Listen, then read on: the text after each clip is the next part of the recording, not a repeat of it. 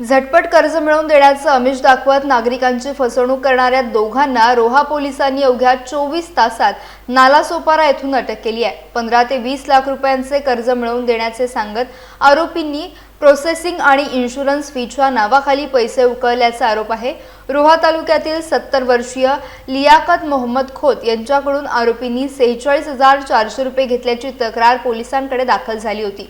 विजयलक्ष्मी पतसंस्थेच्या नावाचा गैरवापर करून बनावट कागदपत्रे, सही आणि शिक्के वापरल्याचे तपासात समोर आले।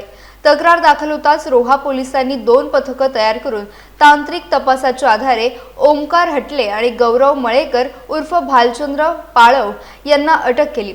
आरोपींकडून मोबाईल, वाहन, बनावट कागदपत्र आणि इतर साहित्य असा सुमारे 3.5 लाख रुपयांचा मुद्देमाल जप्त करण्यात आला। प्राथमिक तपासात आणखी 22 ते 23 नागरिकांची फसवणूक झाल्याचा संशय असून पुढील तपास सुरू आहे।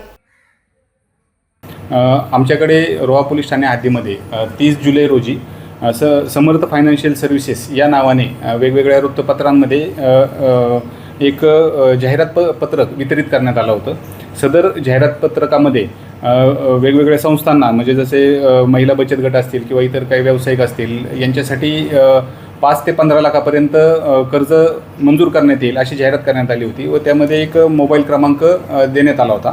त्या अनुषंगाने लियाकत खोत राहणार सुडकोली या व्यावसायिकांनी त्यांना व्यवसायासाठी 20 लाख रुपये कर्ज हवं आहे असं त्यांनी त्या मोबाईल नंबरवरती संपर्क केला असता त्यांना ते कर्ज देण्यात येईल असं सांगण्यात आलं।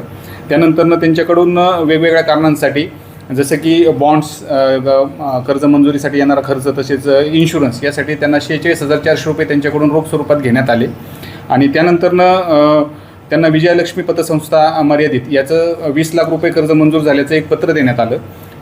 त्या 8 ते 10 दिवसांमध्ये त्यांच्या खात्यामध्ये पैसे न आल्याने त्यांनी विजयलक्ष्मी पतसंस्था याबाबत माहिती घेतली असता ती पतसंस्था अस्तित्वात नाही हे त्यांच्या लक्षात आल्यानंतर त्यांनी पोलीस ठाणे येथे येऊन आमच्याशी संपर्क करून आम्हाला झालेल्या प्रकाराबाबत माहिती दिली।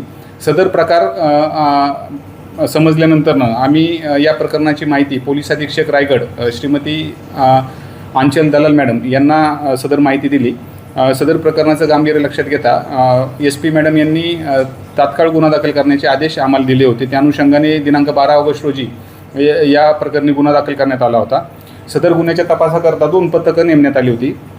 त्यामध्ये एक पथक पालघर येथे विजयलक्ष्मी पतसंस्था या पतसंस्थेबाबत माहिती घेत होतं आणि दुसरं पथक जे आमच्या पोलीस ठाण्याकडील गुन्हे प्रकटीकरण पथक आहे ते आरोपीचा शोध नवी मुंबई, ठाणे आणि वसई विरार या भागात प्राप्त माहितीच्या आधारे घेत होतं। त्या अनुषंगाने 14 ऑगस्ट रोजी नालासोपारा ईस्ट या ठिकाणी सदर आरोपी मिळून आले। त्यांना नमूद गुन्ह्यामध्ये अटक करण्यात आलेली आहे। सदर आरोपींकडून गुन्ह्यात वापरलेलं वाहन तसेच बनावट कागदपत्र, स्टॅम्प आणि विजयलक्ष्मी पतसंस्थेच्या अनुषंगाने बनवलेली कागदपत्र तसेच या गुन्ह्यामध्ये ज्यांची फसवणूक झाली त्यांच्याकडून जी आरोपींनी कागदपत्र प्राप्त केली होती ती कागदपत्र असा एकूण 5 ते 7 लाखाचा मुद्देमाल आम्ही आरोपींकडून हस्तगत केलेला आहे।